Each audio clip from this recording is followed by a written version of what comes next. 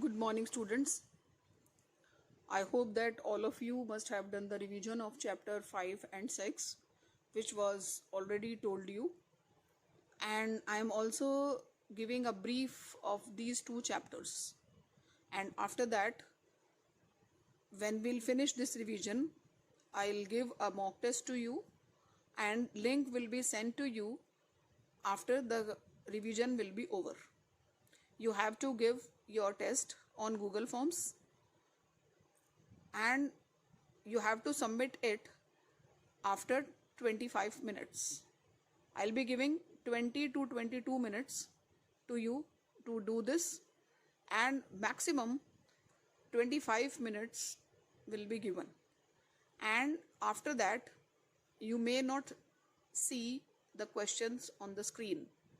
I am again telling you, the test will be of 20 marks, 1 mark each. 20 questions will be given to you, and you can't see screen after 22 minutes.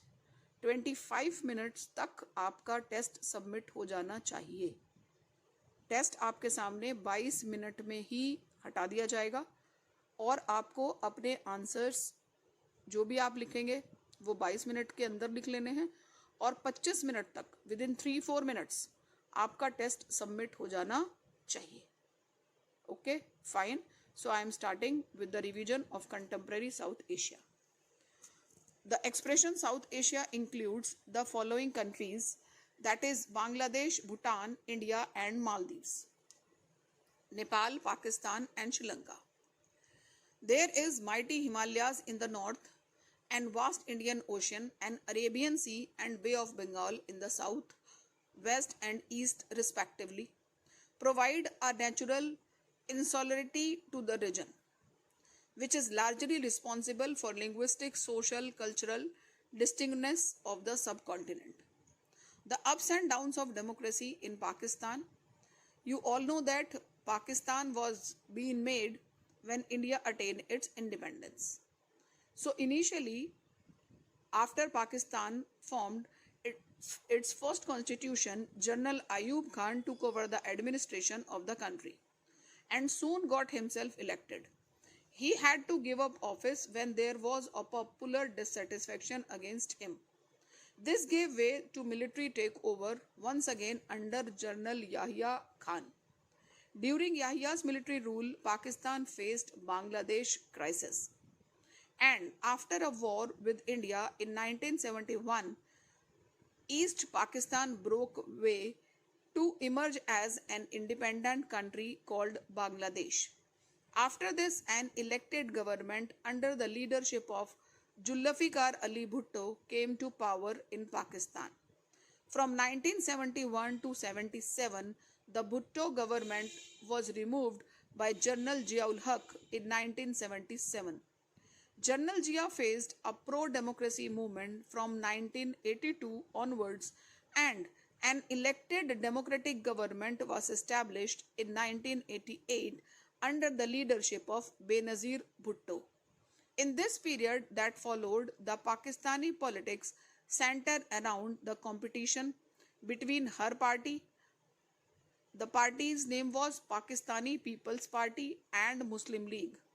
This phase of democracy, elected democracy lasted till 1999, when the army stabbed it and General Pervez Musharraf removed Prime Minister Nawaz Sharif. In 2001, General Musharraf got himself elected as president. After that, Pakistan was continued to be ruled by the army, but now Pakistan is a democratic country. Under the social dominance of military clergy, there are lots of causes of ups and downs of democracy in Pakistan. The first and important cause was the social dominance of military. Second, Pakistan conflict with India. Third, pro-democracy sentiment in the country. Fourth, courageous, relatively free press and strong human rights movements. Last, the lack of genuine international support for democratic rule. Next is democracy in Bangladesh. Bangladesh was the part of Pakistan from 1947 to 71. It consisted of partitioned area of Bengal and Assam from British India. People of this region were under the domination of Western Pakistan and Urdu language was imposed on them. Soon after the partition, they began protest against the unfair treatment and meted out to Bengali culture and language. They had their political party under Sheikh Mujib ur Rahman, who had organized popular struggle there. He demanded autonomy for the region. In 1970 election in then Pakistan, the Awami League led by Sheikh Mujib won all the seats in East Pakistan and secured a majority in proposed constituent assembly for whole of Pakistan. But the government nominated by West Pakistani leadership refused them and they kept Sheikh Mujib arrested.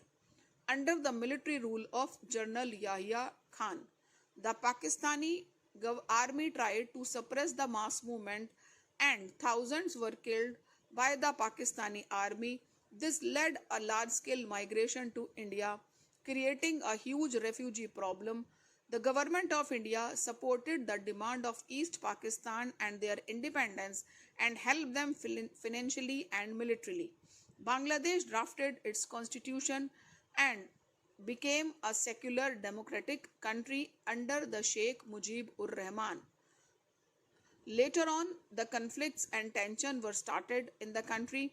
Sheikh Mujib ur Rahman was being killed and another party named as Bangladesh National Party won the election in 1975 and in 1979 and under the leadership of H.M. Irshad. The people of Bangladesh again started their movement. Irshad was forced to allow the political activity. The mass public protest made Irshad step down in 1990. Elections were held and from 1991 onwards, it is a democratic country. We have another neighbor named as Nepal. Nepal is a only Hindu state in the world. Earlier there was a constitutional monarchy, but later on they had to face a movement under the leadership of Seven political party which was known as SPA. And SPA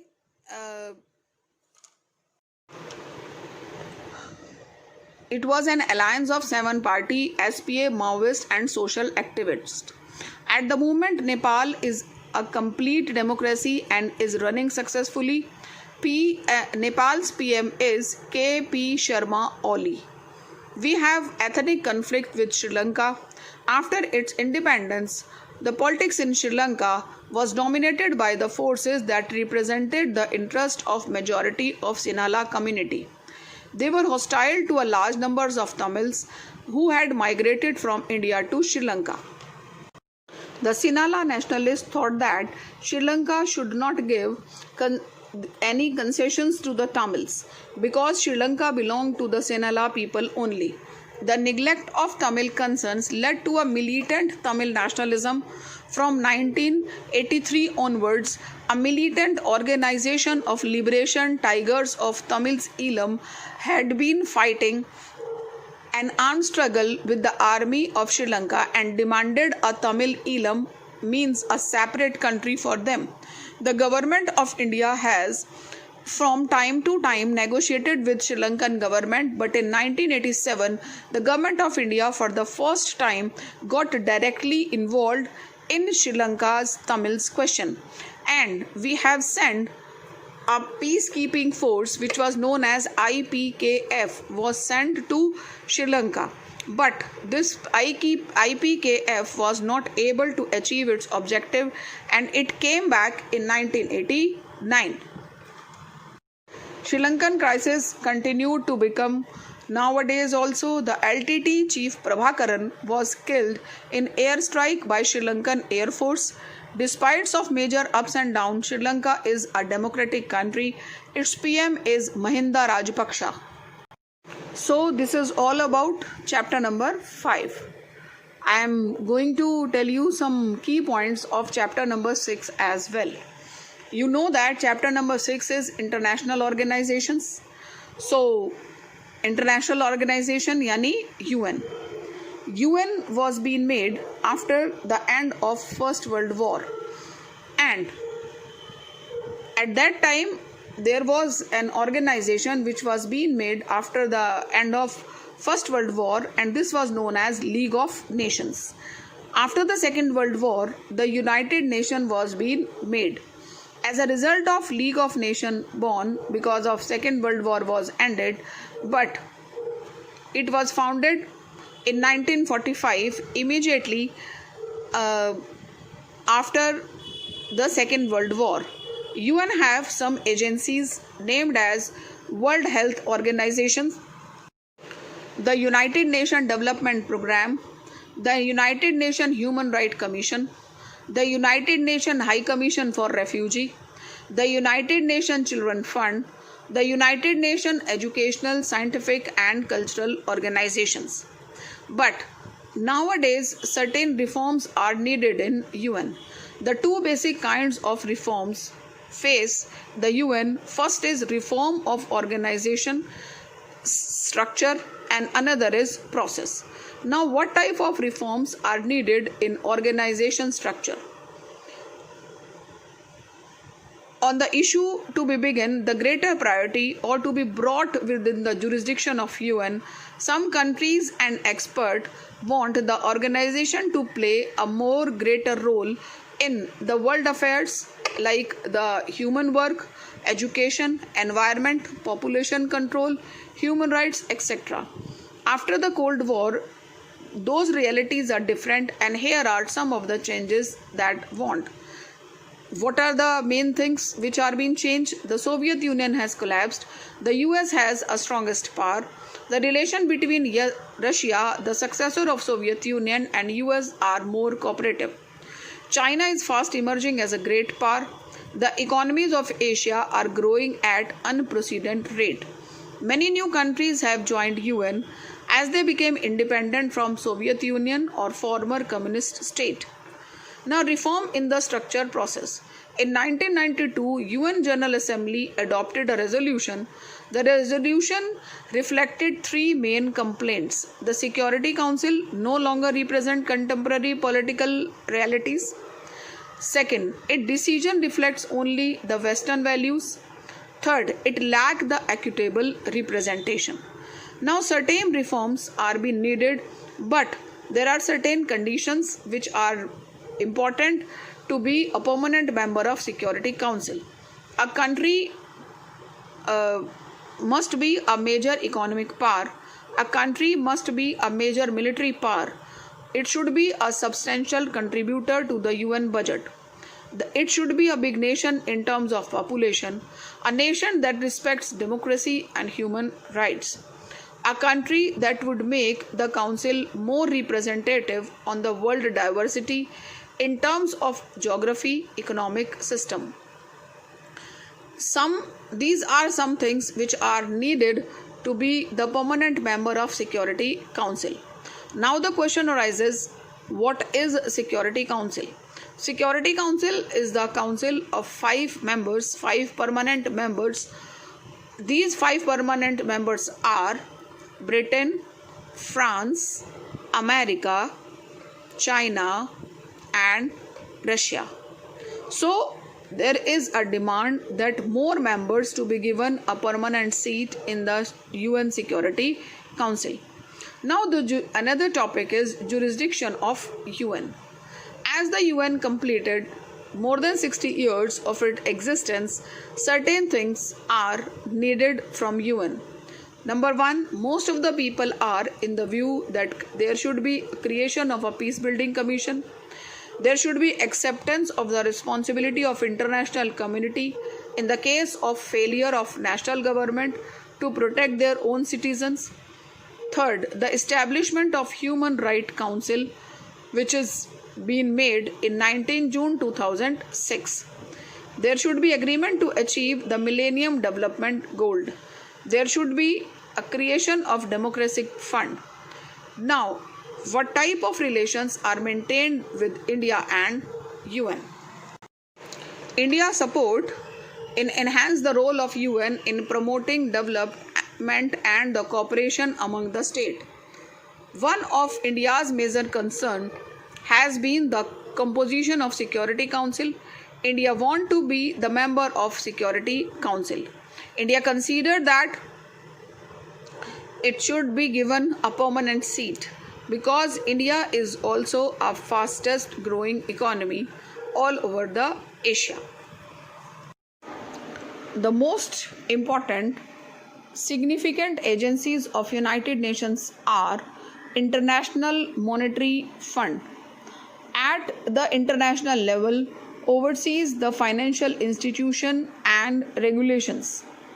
It consists of 100 members. Out of them, G8 members enjoy more powers, that is US, Japan, Germany, France, UK, Italy, Canada and Russia, except China and Saudi Arabia. The US alone enjoy 16.75% voting rights in UN, this International Monetary Fund. The another agency is World Bank. It was created in 1944. It worked for human development, agriculture and rural development, environmental protection, infrastructure and governance, and provide loans and grants to developing country. It is criticized for setting the economic agenda of the poorer nation, attaching the strategic conditions to its loans and forcing free markets reform. The third significant agency of United Nations is WTO, which is known as World Trade Organization. It is an international organization to set the rules for global trade and was set up in 1995 as a successor of the General Agreement on Trade and Tariffs, which is known as GATT, and it has 157 members. Now, the major economic parts such as US, European Union, Japan have managed to use WTO to frame rules of trade to advance their own interest. The developing country often complain of non-transparent procedure and being pushed around by the big parts. The another important significant agency is IAEA, which is known as International Atomic Energy Agency. It was established in 1957 to implement US President. It seeks to promote the peaceful use of nuclear energy and to prevent its use for military purpose. We have Amnesty International also. It is an NGO to campaign for the protection of human rights all over the world. It prepare and publish the report on human rights to research and the advocate human rights. Government are not always happy with these reports since a major focus of Amnesty International is the misconduct of government authorities. Last agency which is working under UN is Human Rights Watch, another international NGO involved in research and the advocacy of human rights. The largest international human rights organization in the US. It draws the global media's attention to human rights abuse. It helped in building international coalitions like the campaign to ban the landmines, to stop the use of the child soldiers, and to establish the International Criminal Court. So this is all about 2 chapters. I had just briefed it to you. Now within few minutes I am going to start your Google test. Be prepared with your laptops or your phones. Read each question carefully. Opt the correct answer and submit it. Please read each question. Only 22 minutes will be given to you. You have to submit your answers sheet, answer work to me within 25 minutes. It is a mock test. In this way, you have to do your exam, which will be called as UT1. Thank you.